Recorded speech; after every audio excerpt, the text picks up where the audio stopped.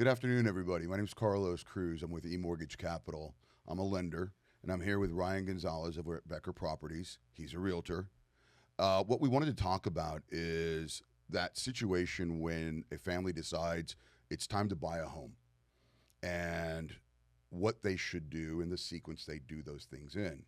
Most cases, most families, they find their realtor first. Very rarely do they come and look for the lender. It's kind of like buying a car, right? You want to go look at the cars, and then you decide whether or not you can afford to buy that one. It's the same way. It's an emotional purchase in the beginning, but it's also a very big, significant financial purchase. My question to you, Ryan, in your experience, you've been doing this for how many years now? 12 years now. Okay. When you began, how many lenders did you meet and then start to work with in the beginning? Call it the first 5 years. Man, I had to have met probably 20, 30 different lenders, especially in the beginning, because what I was trying to do is get out there and go to networking events and meet as much people as I could possible. And I would learn from each one of these lenders, but a lot of them that I would come across and meet would want to take me to lunch. So I would go to lunch with them, and I would kind of hear their pitch on what they felt like made them different and what they felt like they could offer to my buyers. And the one that I gravitated to first, just like you, was very hand-holding, very analytical, very competent. His dad had been doing it for years, so he kind of learned from him. And his number one thing was service. Of course, everybody wants to compare rate, but at the end of the day, what really helps buyers in this process is the level of service and how you're able to kind of dumb it down for them, how you're able to explain it to them, how you're able to make it as smooth as possible for them, because this is a very, very it's a taxing process. It's a very, very, it can be a very stressful process. It's supposed to be an exciting process, but it can be very taxing and stressful at the same time. But what I've seen is it's so emotional because it's so big. You know, it's one of the biggest things you're going to do in your life. And some people only do it once, maybe twice. And so because of that, they hear a lot of advice from people that aren't in the business, that have had either positive or negative experiences. And so they're looking for a good deal. They don't know that they need to look for probably a good loan officer. They know they need to have a good realtor most of the time. But okay, so there's my question. But they lean on the realtor to refer most of the time the lender. And how I come across the lender, who I refer, and I know that's the question you're going to ask, is someone that I feel that I can trust with my clients, that's not going to make me look bad, that's also going to make my life easier, and also going to back what I say, and vice versa. Because if I'm telling them, if you're telling somebody something twice versus telling them once, it's a lot more, it holds a lot more weight, right? And so if I tell them, hey, this guy's going to do this, and he can give you the options, and he's going to be able to take good care of you and give you the best rate, or help you really understand the process, and what maybe it's not the best rate, but it all depends on, like you said, in an earlier episode, it really depends on what the buyer's needs are. It may not be necessarily the best rate, because it depends really what their plans are, what their goals are in the future. They may be okay taking a little bit bigger rate because they have a little capital, they have a little savings in the bank, and they can always refinance later on. So really depending on what their needs are, that's how I'm going to refer my clients to the loan officer that I want them to work with. And at the end of the day, that's huge, because that can either make or break the deal. And so there is a difference between loan officers. That's one of my questions. When we talk about loan officers, there's the guy that works sitting behind a desk at a bank, and he's just waiting for somebody to say, I want to buy a house. Mm-hmm. He can only sell bank products, and those are loans that the bank wants, loans that the bank feels makes them money. And they're going to be very limited on what they can sell, whether it's a bank or even a credit union. Absolutely. Then you've got the loan officer that we all think about, the guy that works at a mortgage company. And that guy may sound educated and may have very good service and may have a very good product to sell, both in the rate, both in information and communication, and they may be very good, but again, they're still limited to that one lender's structure, that one lender's loan type, that one lender's compensation. Then you have people like me that are brokers, right? And I have 165 lenders. You heard me complaining when I walked in this morning. We had a situation where a buyer needed a cheap rate, and we got him a cheap rate only to find out 5 days later the lender has issues, and now we're pulling the loan and sending it somewhere else. Yeah. Now, I have the time and the bandwidth and the skill set to make that work, but not everybody does, and that's why a lot of loan officers choose to just work at that bank or that mortgage company because it's easier for them. Mm-hmm. Now, as a broker, I like to be able to brag that, yeah, I can give you the best rate and I can give you the best service. It's not exclusive of one or the other. You can do both. And you'll see a lot of loan officers say, oh, I don't sell rate, I sell service. Well, that's because they can't sell rate. It's because their rates are crap. Yeah. And rate matters. I just priced out one loan today with a competitor. They want to charge the buyer a 7.25, and I'm at 6.25. That gives that buyer $50,000 more buying power. Yeah. I mean, imagine you're a realtor and all your deals were 50 grand bigger. It's a little bit more money to you, right? Mm-hmm. Now imagine you don't have to negotiate as hard, and maybe that family can win that deal in a market that might be more competitive because now they have that leverage. Imagine that buyer goes, hey, you know what? I can afford that extra bathroom now in that next bigger house so that my kids can live a little happier life. I mean, it just gives buying power an option instead of just saying, I only can sell service. Yeah, and you answered one of the questions I was going to ask is, even though these bankers, these lender bankers, or what do you call them? Independent mortgage banker loan officers, IMBs. They're the guys that have the big offices with that full staff and all that overhead. Yeah, so it's a banker versus a broker. Correct. So these bankers are tied to only certain products that they can use, right? And they can offer. Typically, they don't have the best rates, and a lot of them try to hang their hat on service, which a lot of them are pretty good. And let me interject something, and here's why, okay? And I know this because I worked at them. Mm-hmm. So I have this big office. We have all this staff. Well, that's called overhead. Well, somebody's got to pay for that overhead. Guess what? It's the buyer. Oh, wait. Now I have a area manager. Now I have a district manager. Marketing Now rep. I have a national manager. Now I have a marketing rep. Now I have an HR department. Now I have all these computer costs. Yeah. Guess what? Somebody's paying them. Well, it's not me. It's the buyer, which is why their rates are always going to be more expensive, which is why they're going to always minimize the buying power of that purchaser. In the very beginning, I didn't know that there was a such thing as a broker that had all these different products but still delivered good service. Hey, this is James with My Insurance Group with a brief interruption to this podcast. It is currently being shot in the My Insurance Group studios. So My Insurance Group is a local insurance brokerage. We are 5-star rated, and we provide policies for homeowners, auto insurance, and commercial business needs. So if you're looking for a great insurance agent, check out the number in the link below. We will definitely get you an insurance quote, or if one of your friends or family members needs a great insurance agent, keep us in mind and keep the My Insurance Group podcast studio in mind when you're trying to shoot video. Thank you. Because everything that I was taught and I heard of was kind of negative towards brokers when I first started. And a lot of that was coming from the bankers, right?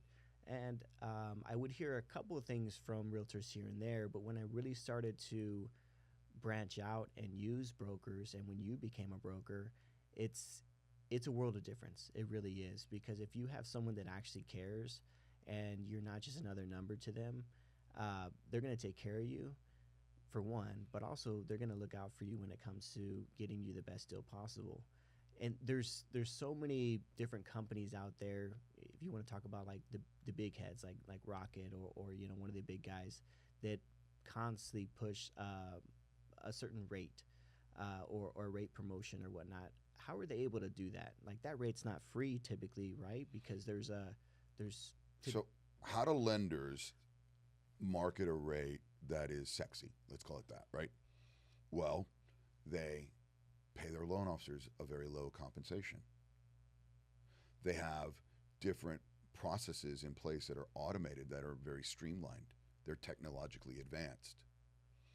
Versus some of these other independent mortgage companies. I won't mention their names, but just Google, I want to do a mortgage loan, and you're going to get 1,000 different mortgage companies that pop up.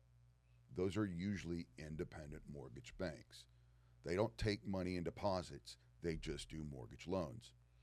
The problem is they only have their product stream.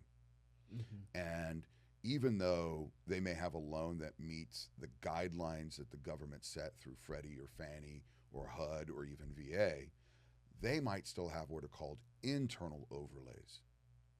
Great example. I guarantee if you're out there and you're getting a VA loan and you were to ask your lender, waive my escrow, they're going to tell you no. They're going to tell you it's not possible. What does that mean, waive my escrow? Great example. Okay, in Texas, my property taxes, let's say, are $12,000 a year. Just that's a high number, right? But let's say it's $12,000 a year. That means it's $1,000 a month. That means when I go to buy a home, I have to build an escrow account. It's a bank account that the lender wants so that they can pay your taxes and they can pay your insurance. Right? And why do they do that? Because they make more money when they sell the loan. Bottom line. They make more money. Remember I said all those people that got to get paid? Yeah. They make more money when they sell the loan. So now you, your buyer, your client, the family that's trying to afford a home, now they're having to come up with an extra $2,000 or $3,000 in closing costs to afford that home. Why? Because the mortgage company is greedy and they want more money. Guess what? I got lenders that don't require an escrow on a VA loan. Hell, I've got lenders that don't require an escrow on a conventional loan with 5% down. See, and the VA loan is 0% down, but because you're a broker, you have that. I can choose where I go. You have that lender that will do that, right? And then conventional, I didn't know that. So conventional's typically 5% down, but you can also waive escrow on that. Yeah. I mean, typically most lenders are going to tell you, oh no, you have to put 20% down to waive your escrow. That's not true. That's a lie. It's a lie. That's what I've always been taught. It's a lie. Yeah. And it's gross. And there's, so when we talk about realtors understanding their lenders, there's a lot of things that you guys, you're just not in the business. You don't know the questions to ask. Now, you have always made it a point to ask me questions. Why are you doing it that way? Yeah. Why is it you can do it that way? What's the impact to my family if we do it that way? And you've made an effort. I mean, how many years have we known each other now? 4 or 5? 25 years. Okay. You're still asking me, why are we choosing this lender? What is it that's good about them? What is it that we're going to run into? Have you used them before? Because you want to learn. There's a lot of realtors that they want to be very hands-off. And I can understand why, because they're afraid maybe of being liable for something that the loan officer says or does. So I got to respect both positions. You know why I do that? Like in the very beginning, it helped grow my confidence to learn what the lender does. But more and more, I'm learning that it just puts my buyers at ease. If you're saying one thing and I'm able to back it because I know, it makes the process so much smoother. Because a lot of the times they're referred to me and then I refer them to you. So you're the second hand, right?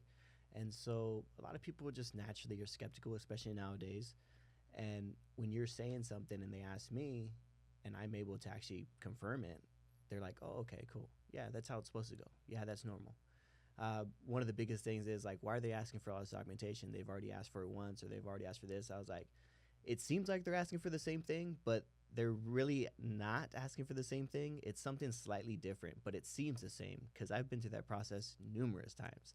So I know exactly what you're talking about. You know, going back to the loan officer. So when a loan officer says it's time to do your pre-qualification, a good loan officer, an educated loan officer, is not only going to look at the loan application, but they're going to actually request documentation to validate that the information they're looking at is actually factual. You know, yes, I make 10 grand a month on my W-2 paycheck. Okay, but did you make that all year? Did you get a recent pay raise? Why? Because down the road, when the underwriter goes to inspect that loan, if the math doesn't line up, then they're going to start asking for extra documentation, and it's going to frustrate you. But if I can identify that information now, I can gather that picture, and I can go, oh, Ryan got his job 3 years ago. This January, he was making $20 an hour, and in March, he got promoted, and now he's making $70 an hour. He is now running an entire section, whatever. And I can put that picture together, so now my underwriter knows why that payroll mathematically is different. Again, it's one of the little things that a good loan officer should do in the beginning. Not only do we do that, but then a good loan officer will run the loan through the automated underwriting system. And the automated underwriting system, when the loan is built correctly, will tell me exactly what I need. Now, here's where things go a little bit awry. Let's say we pre-qual your buyer in March. Well, that was a month ago, because we're in April, right? Mm-hmm. But guess what? In 8 days, it's going to be May. So let's pretend your family goes under contract this weekend, and now they're in underwriting, let's say May 5th. Well, guess what?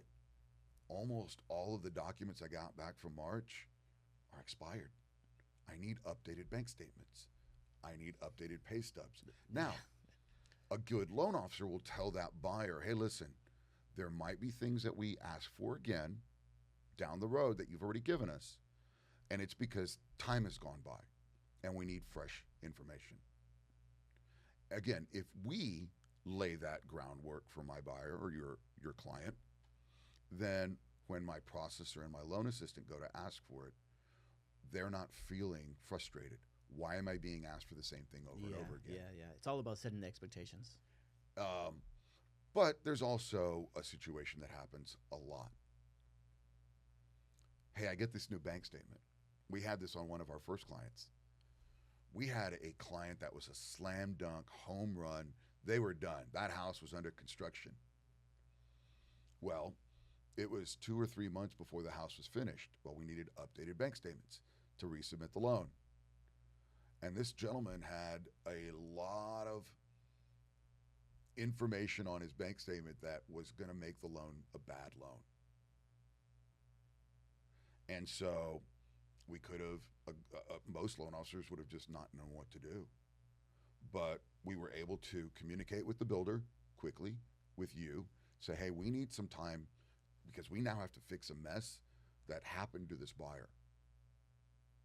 Taking payday loans to raise money for a down payment is not a good solution. No, I remember that. Yeah. And I mean, it's the stuff that still keeps me up at night. Because I got to remember, people have lives. Stuff happens. I mean, I had a closing where it's the week before closing, and the woman was a single mom, and her child was at school, and he fell and knocked out his 4 front teeth. Oof. She had to spend like $5,000 to get him teeth. Well, now she didn't have money for closing.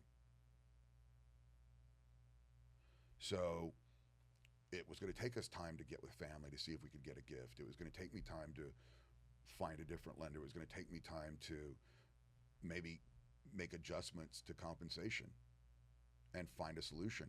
As a broker, I have that leverage. Whereas a lender is bound, a loan officer at a mortgage bank, if they're making their 1.5% commission, by law, they cannot cut their comp. That is against the law.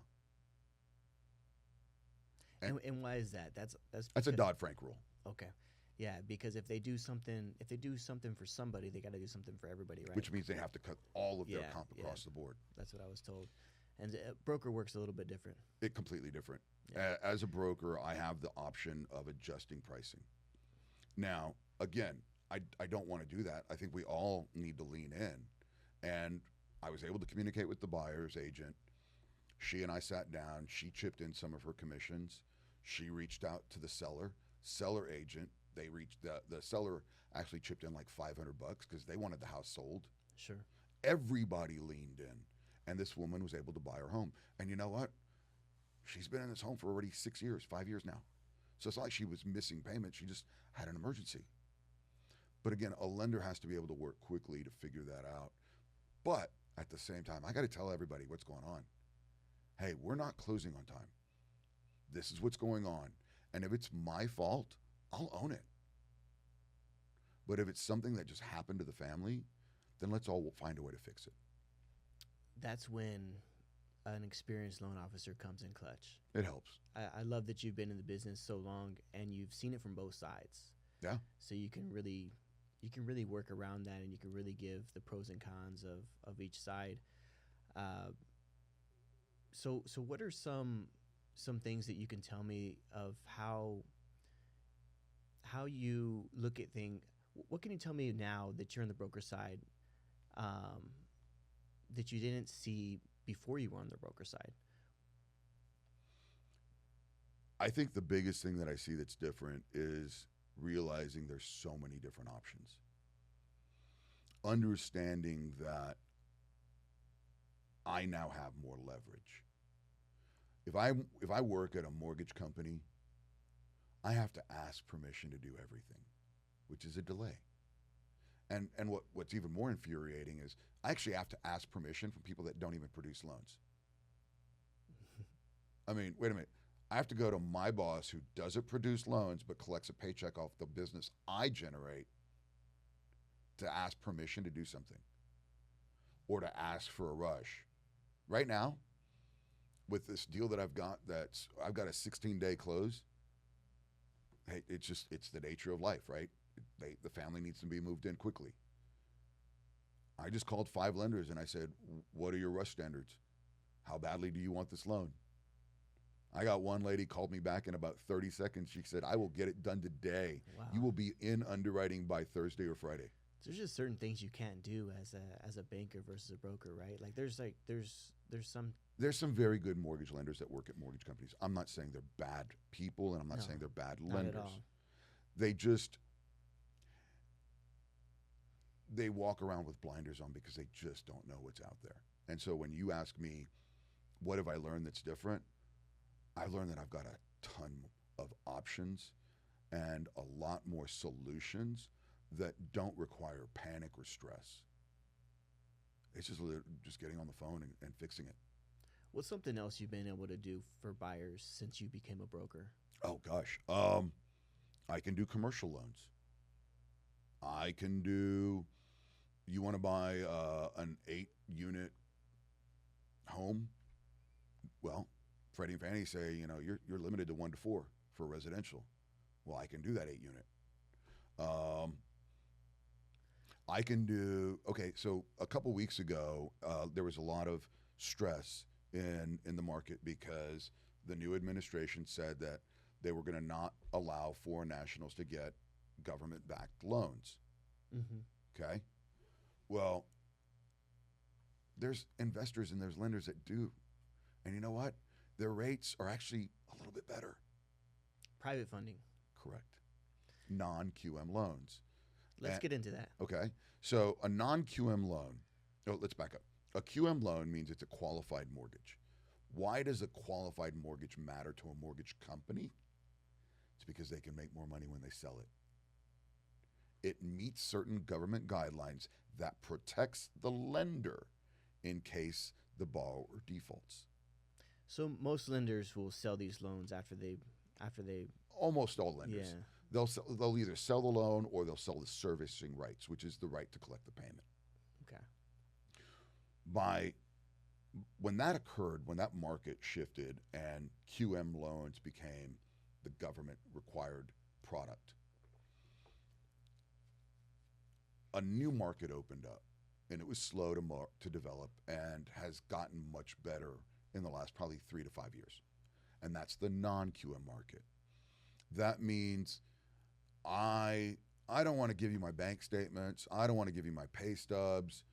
I own a company and my company makes X.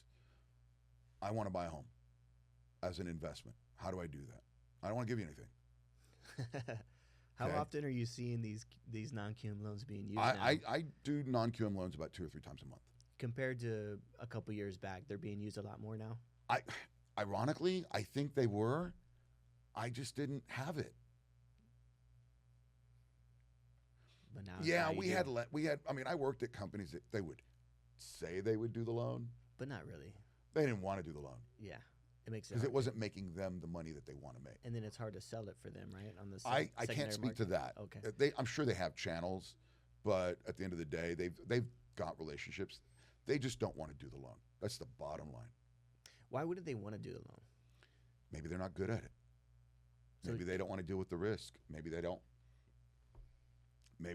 want to expand their market. Maybe they don't care about their LOs. I don't know. I mean, it's a million reasons. Yeah. I mean, I remember a company was recruiting me and they were hard and fought. And they kept saying, we do not do non-QM loans. It's not our wheelhouse. There's just too much risk. We don't want them. Well, then I don't want you. You think it's because they don't know enough about them? They're I not don't think so. educated I don't on think them? so. No? I Right? think it's a business decision that Are they more risky? there's a little more risk because, again, the government's not protecting the lender. That's what it is. That's It's a that's gotta be what non-QM it loan. is, right? Yeah. So there's a little more risk involved, It's not insured. correct? But, again, it is a process that helps buyers. If I'm self-employed, let's say I was W-2. Oh, wait, I was. And then last June, I became self-employed.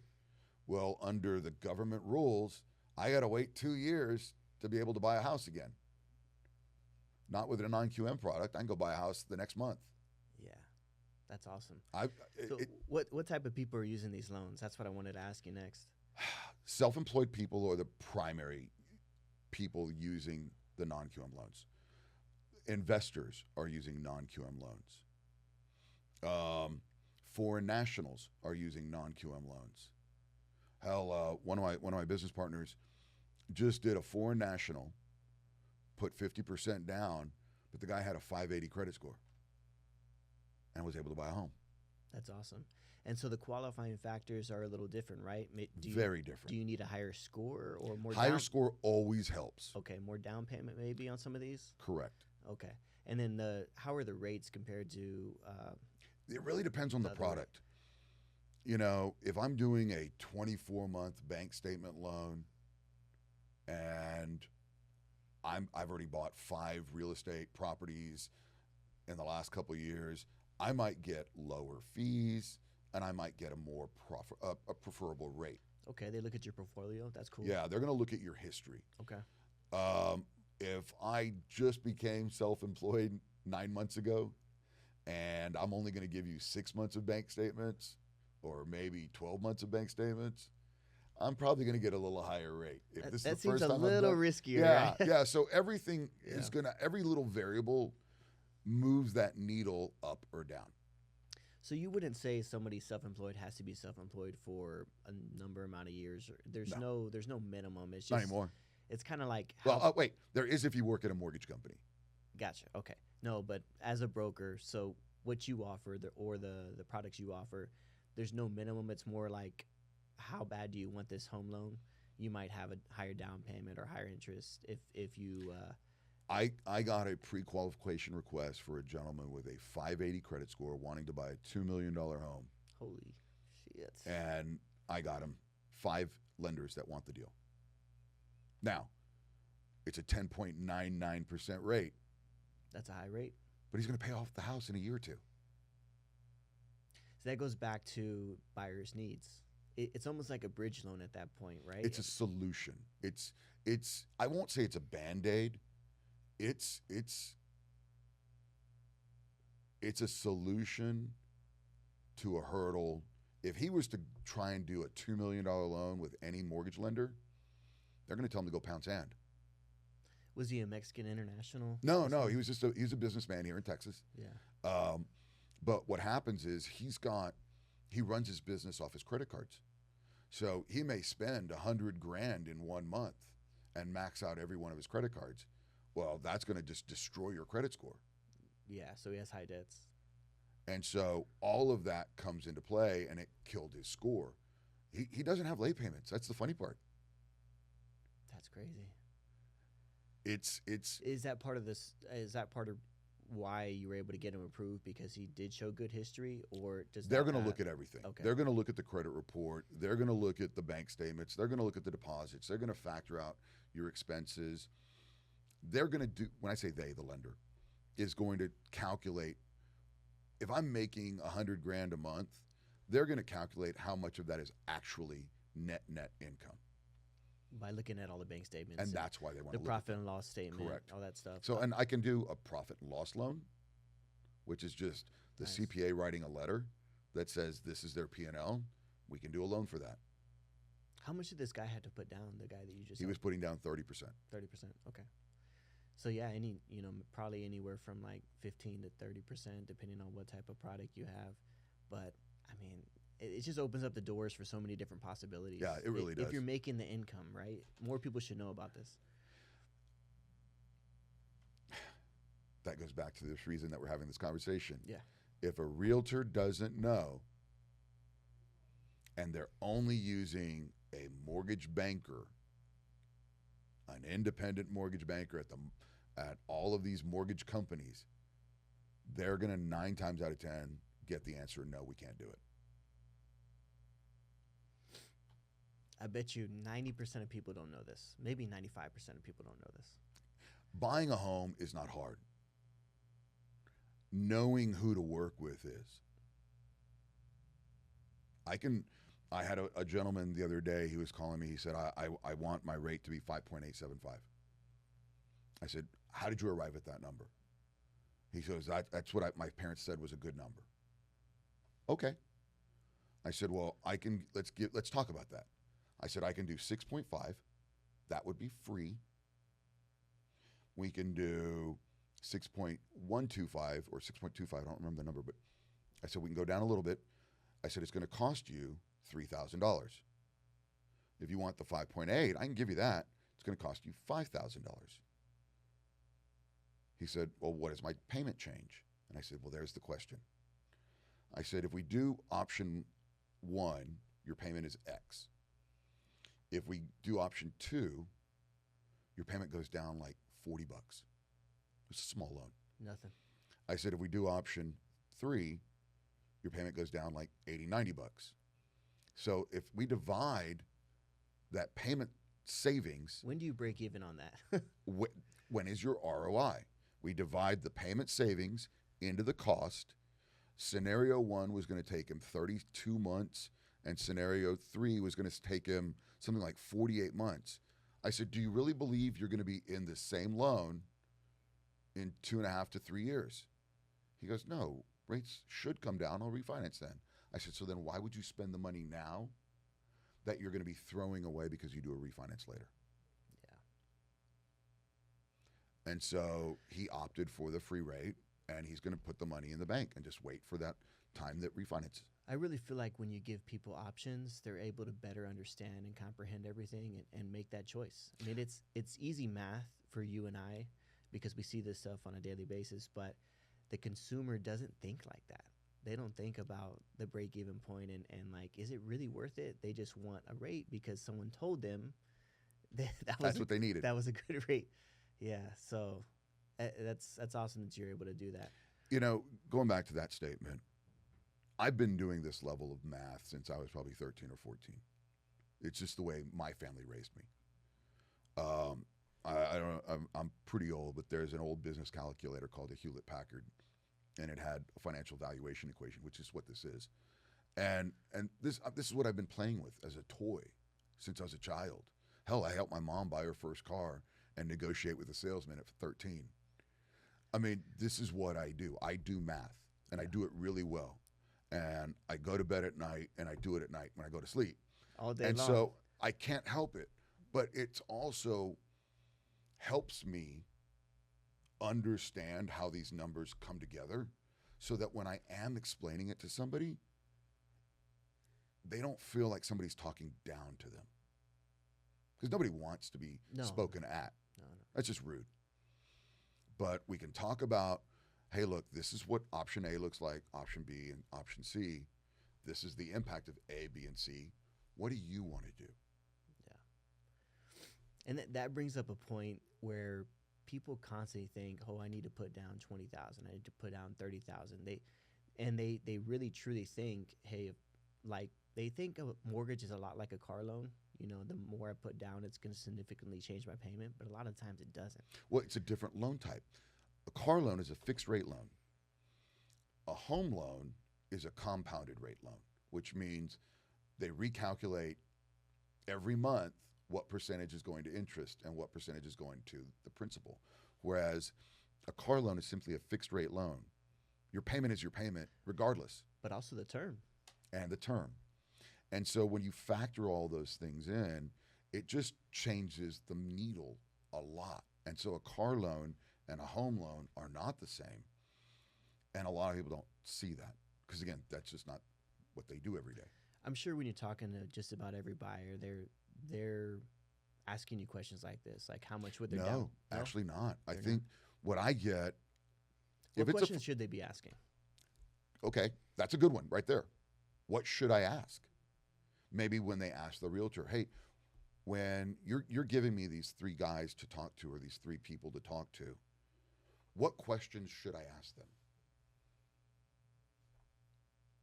Because our partnership, which is mine with a realtor or mine with mom and dad that said use Carlos, I make an effort to do that because I think it's important that people are empowered and given accurate information so that they can make a decision that best fits them, because everyone's different. Yep. So asking questions, what should I ask? I think, what are your fees? Heck, I just have another family right now. Loan officer promised them this great rate. And I said, can you send me the loan estimate? Well, the loan officer was sneaky. He sent a fee sheet. A fee sheet is not a legal document. A fee sheet can literally be created on an Excel spreadsheet printed out by a monkey. It has no merit. Not one of those numbers is that loan officer legally obligated to commit to. So what documents should they be asking for? A loan estimate. And so here's my thing. Builders, right? You go to a builder. Oh my God. Builders, we want the deal. They're We the got to do worst. the deal. Yeah. We're going to give you all this free money. But the loan officer never sends a loan estimate. They're literally breaking the law because they have to give it out in 3 days. Why?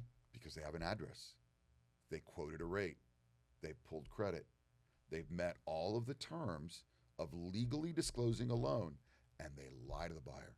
They say, don't worry about it. You don't need it. Let me send you this fee sheet, which carries no legal weight. Yeah, builders are the worst. We're really they're lenders, but they work together, right? They own them. The builder owns the lender, and that's why they offer these great incentives and crazy incentives, right? Like they're gonna buy down your rate to $399 or whatever, and they're gonna pay for all your closing costs. But if you look at that estimated loan sheet, oh my God. It's so crazy because there's so many different fees that they charge. They're not really giving you that whole amount. They're saying. But here's another funny thing. Why would a loan officer work at a builder's lender? when they're making maybe a third of the commission. Maybe they're not that good. Maybe they're not that experienced. They're getting fed deals every day. And wait, they don't actually have to work for their business. They don't have to be good because they're getting fed every day. I'm not saying builder lenders are bad. They're not all the same. Some are very good people. Mm-hmm. But if I was brand new to the business, could I work as an independent mortgage broker? No. I wouldn't know what to do. I wouldn't know where to go. I wouldn't know how to fix problems. But I've been in the finance world for 30 years. I know how to fix problems. But some guy that gets out of school, becomes a loan officer, gets his license, he doesn't know how to build loans. He doesn't know how to structure guidelines. He's never overcome problems. It's just not loan-related problems.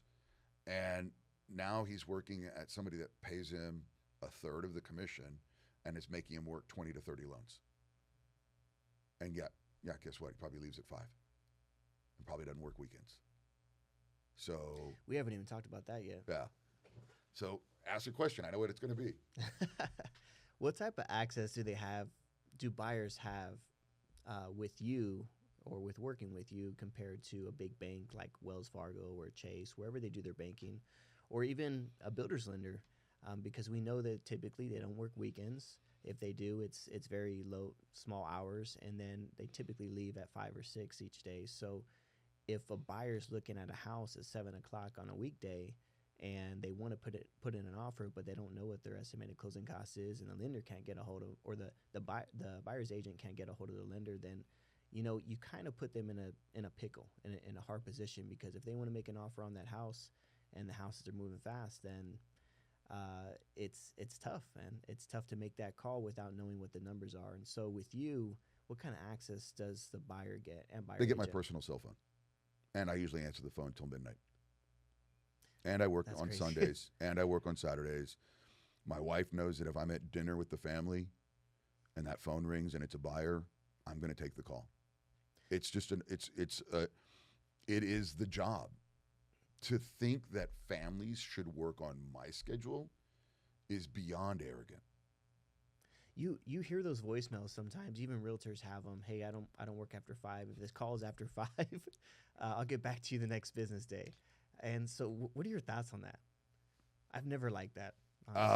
Okay, so my wife and I, when we were buying a house, we in the beginning we just didn't know about developing relationships with realtors, so we would go look for ourselves, and we would always start by calling the sign on the front of the house. I would say our first 2 houses, we must have made 100 different phone calls and probably got 2 phone calls back from the listing agent. Oh, that'll happen. I'm like, wait, I thought you were hired to sell the home. And it was beyond inappropriate. I mean, you're doing your client no service because you're so busy that you don't want to take a call. There are realtor groups that are very fair in pricing with their clients. They're very upfront with how compensation works, especially in this new environment. But there's some really shady realtors out there. I had one a while back, I think I told you the story, where 2 days before closing, there was a $500 transaction fee. Oh, yeah. I love to hear about these stories. 2 days before closing, the buyer's calling me saying, hey, why did my closing costs go up? And there's a $500 transaction fee. He's like, I didn't sign this. I'm not paying it. And I called the listing agent. I said, hey, look, you either get rid of it or somebody's got to pay that bill because my buyer's not. Yeah, it was on the buy side? It Or was the listing side? showing up. Okay, so the way it was showing up, it was a listing fee that the listing agent charged the buyer, but it was the same real estate group, and they were charging the buyer, the seller, the buyer's agent was also charging the buyer. Wow. So the buyer and the seller were getting A transaction fee of $500. Yeah, getting charged a fee. That's crazy. And the buyer's like, I didn't know about this. I'm not okay with this. They were pissed. They shouldn't have to pay that. I made sure they didn't. That's good. But I mean, again, it's look, we're all here to feed our families and have an income and have a career that we take pride in. Yes, there's always going to be bad loan officers and greedy loan officers and bad people everywhere. It's just life, right? I would say that 80% of this business is filled with good people that do care. The problem is that I have is that 80% doesn't know that they're missing out on a lot more opportunities to their buyers or to the sellers. And that's what I get by being a broker is I now have every door open to me. If we're not working out at this lender, I can ship it and move it. Yeah, that's awesome. And if I need time, great example, if I need time, I'll call my buyer's agent. If it's impacting the seller in a negative way, I will offer some sort of solution financially to help the seller to extend if that's what's needed. This has to be a business where we all work together. And that's important to me. But it goes back to that question about access. You know, being able to call me on a Sunday night and say, hey, we've got a problem. Well, that problem might impact my closing, right? Well, now I can't close on time because of the problem. Well, I still have to fix it. There's a meme that's it's funny. It's a person staring at two other people staring at him, and it says loan officer, buyer agent, seller agent, and it says buyer short cash to close, and they're all just staring at each other like who's going to fix it. Look, we all have to, because we all win. The family wins that gets the house. The family wins that sells the house. The realtors that listed the house get paid. The realtor that showed them all of the houses they were out looking at gets paid. And the lender gets paid. Everyone wins. The family gets the house. Yay. It's a win. But we all got to chip in. We all got to help. It's not easy. It's hard. So to be accessible is what I consider my most valuable asset. I answer my phone. Yeah, rarely when I call you don't answer, so I know that's true. And I know, I mean, I've been out with you after working hours, normal working hours, and you're always on the phone, always putting out fires, it seems like. It's just life. I mean, but it's part of the business. There's a lot of fires that you put out that buyers have no idea that they're going on, and I know that. Yes. Because a lot of the times you don't want to alert the buyer and it's not that I don't want to. I don't need to stress them out. Yeah, spook them or stress them on a problem that I know I can fix. Yes, exactly. That's what I was going to say, and that's awesome. It's somebody once asked me why don't I market myself and spend more money and build more relationships. I'm happy closing the number of loans I close today. Could I close more with the team that I've got? Yes. I have the bandwidth. I have, a processor that's been in the business over 20 years. I've got a loan assistant that's licensed that's been in the business over 20 years. I have got experts that are partners with me that help me get a loan to the finish line quickly if needed. But I also have the leverage with the lenders. I can call them and say, hey, look, I need a rush. And they're going to tell me if they can do it or not, because I'm going to hold them to it. Because if they don't do what they commit to, then I simply push it out to the entire network. And eMortgage Capital has a large group of lenders, of loan officers. So if we start to find out that there's a pattern of negative behavior at a lender, how likely are we going to use them? Yeah, they don't want that smoke. So we have value because we are a huge group of mortgage brokers. And that gives us strength when we need to push back to a lender or we need to ask for something. Sure. It helps. Sure. What else do we have today? What do you look for in a realtor that you use, that you refer? Integrity, number one. Because I'm sure that you get some buyers that do reach out to you directly. Yeah. Or you meet out because you're very sociable, and then you end up referring them. What are some qualities you look for in a good realtor partner? So I look at my relationships with realtors kind of like a pyramid, right? So just because you send me the most business and Johnny over here on the side only sends me one deal every 3 months, if my buyer says, I need somebody that speaks fluent Spanish that's going to drive me all over the place, and you don't speak Spanish, that's not going to work. Nope. And if Johnny is the only Spanish-speaking realtor that answers the phone, Johnny might get the deal. Good for Johnny. So those things are what happen sometimes. Yeah. I might get a situation where somebody has referred a lot of business to me, and I'll be very candid. I'm going to consider them first because I think it is a relationship that requires that we both help each other. Sure. I'm not making any money. I'm not asking for money from you. I'm not some dishonest lawyer or a loan officer that's paying you for leads. We do this because these relationships need to fit and align so that we can all work well together. Yeah, you referral only, right? Oh yeah. Yeah. Yeah, I don't buy anything, which is very much a plus. Yeah. People use you because they like you and because you take care of their clients. It helps. A little bit. It Definitely helps. What loans do you focus on the most? I mean, I know you're a veteran yourself, so do you focus on veteran loans? Are they half your business, or what would you say you focus on? Or your I don't put any more priority on one loan type than the other.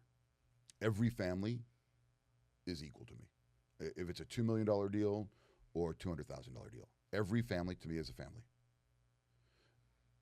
Do I prioritize one loan type over the other because it makes me more money? No, because I'm compensated the same. Loan types don't dictate how I get paid. So where is my heart? My heart's always going to be for veterans. Why? I am one. And there are some veteran mortgage companies out there that are really good at selling how they're all about the veteran. good at marketing? Very good marketing. They probably pop up first when you type in veteran mortgage loan. What's your thoughts on that hero program or the veteran program, or there's different programs out there that these mortgage companies promote and market? What's your thoughts on those programs? These are big buildings with lots of staff and lots of overhead and lots of cost, and somebody's paying for it. I think it's the buyer. I mean, there's a mortgage company that literally owns an entire marketing database that just farms for veterans.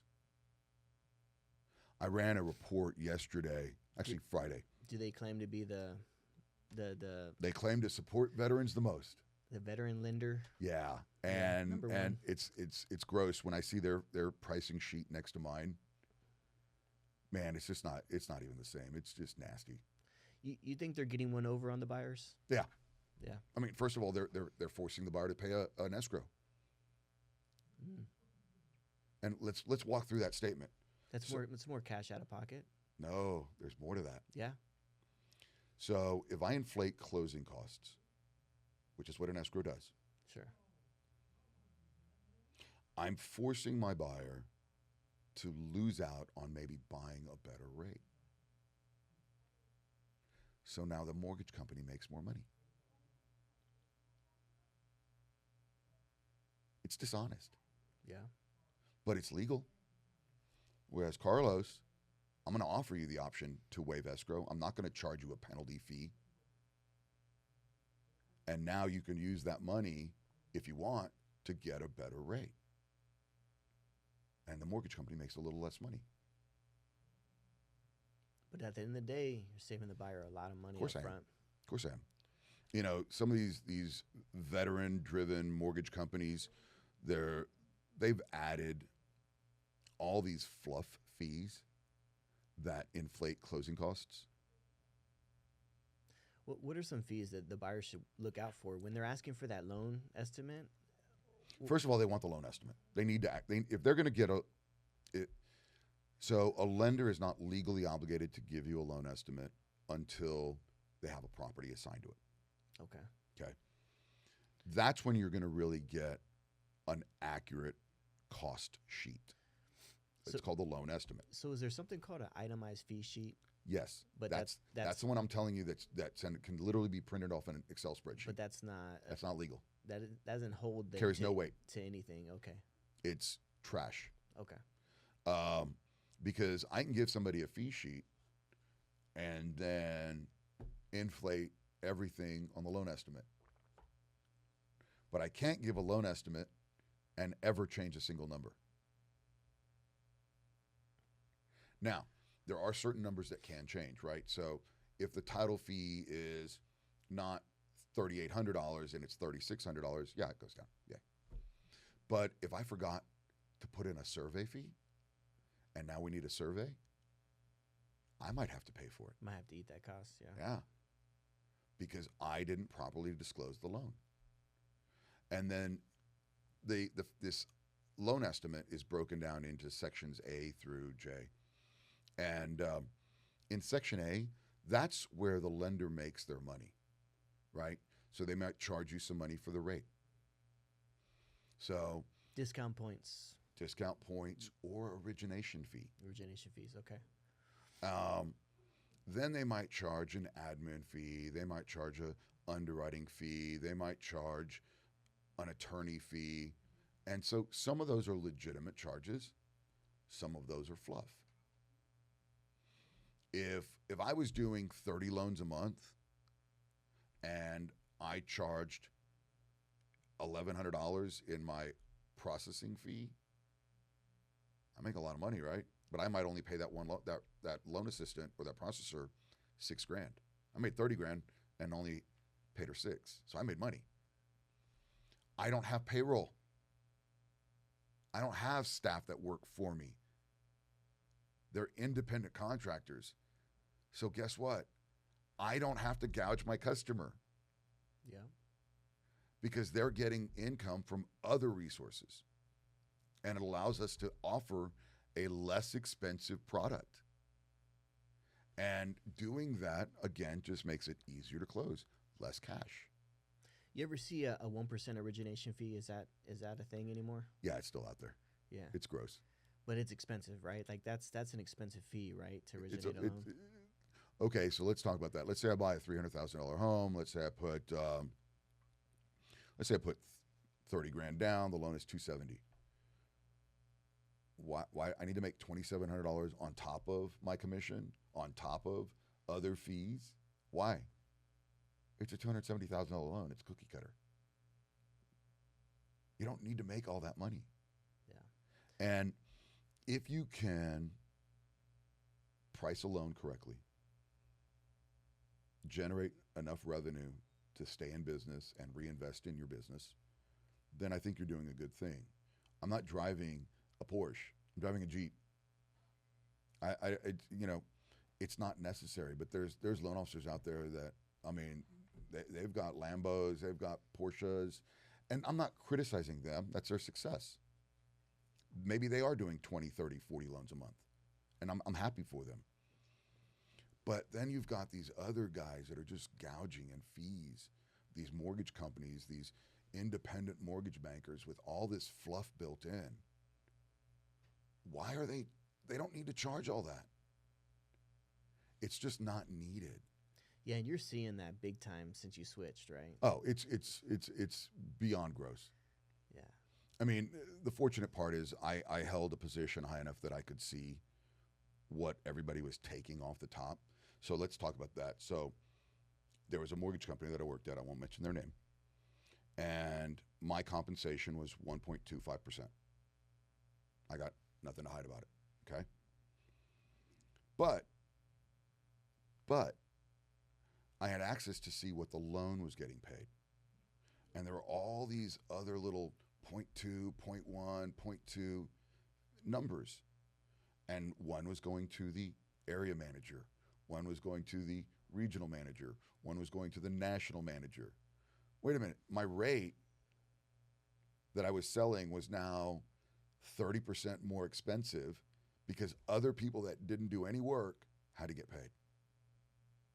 It's crazy how they're getting paid on each individual loan. That's a lot of money. That's why they can drive those Lambos, right? And not generate any loans. Makes no sense to me. Man. But again, a realtor doesn't know that that's being priced into their buyer's rates.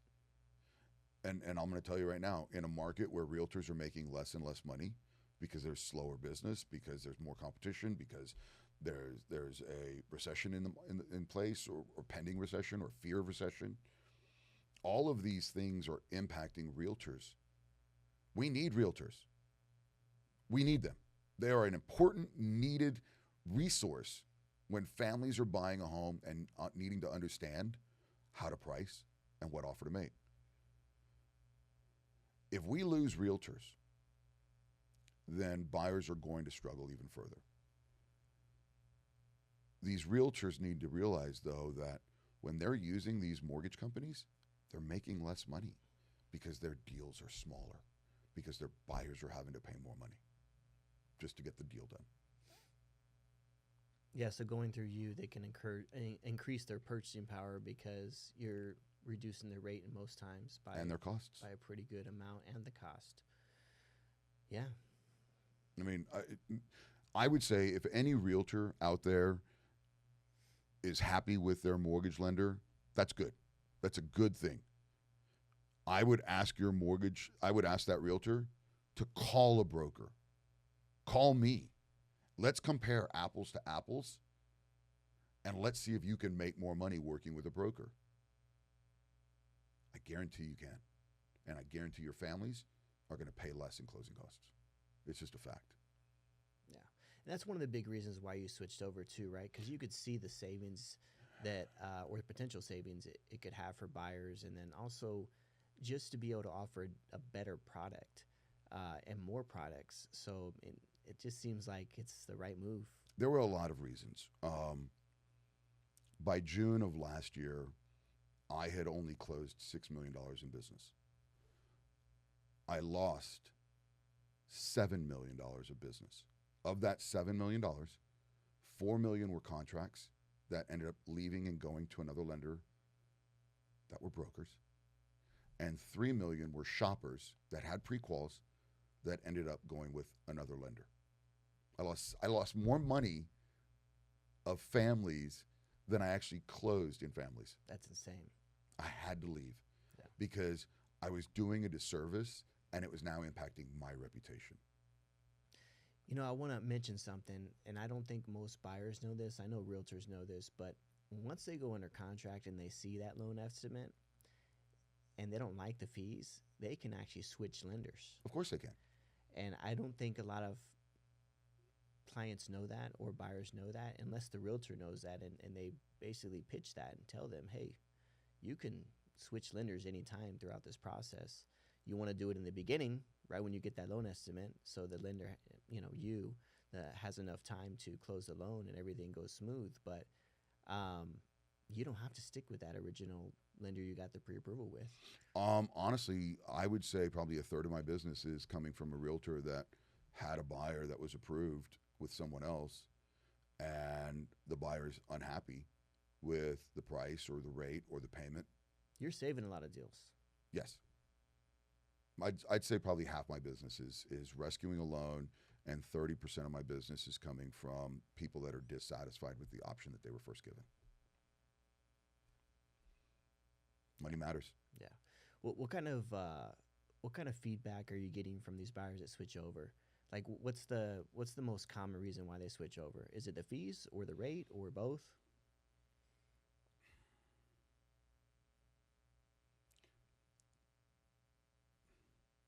We all have this feeling inside sometimes. We call it gut instinct, right? And a loan officer gives me this fee sheet, this document, and I'm looking at it. Maybe they explained it, maybe they didn't. I don't know. But I'm going to see a lot of math, and I'm going to see a lot of cost, and I'm going to see a lot of expense. And the first thing I'm going to ask is, why do I have to pay all this? I don't understand. And so who am I going to call first? I'm going to call you, and I'm going to tell you, hey, Mr. Realtor, Ryan, I'm not happy. I don't feel good. This is not what I was expecting. This is a lot more than I anticipated. Yeah. And Are you okay just losing your client and having them go somewhere else? Or do you feel a service to help them get a better deal? Now, that's what I get. I get people that have been pre-qualified, they've gone to a realtor, and somewhere along the lines, somebody said, hey, call Carlos. You might be in your office and you're sitting down and you're hearing somebody stressed out because now their buyer's thinking about canceling their deal, and this realtor hasn't closed a loan in 3 months, and they're brand new, and they were super excited. They're freaking out. And now they're freaking out. Yeah. And now you can lean over and go, hey, call Carlos. Why don't you get a different perspective? What do you mean? I didn't know that, just like you said. And why not? I mean, why not get different perspective? Doesn't hurt. No, it doesn't. And I'd be shocked if I couldn't beat the deal. Yeah, because just about every deal that comes your way, you pretty much close, right? Yeah, yeah.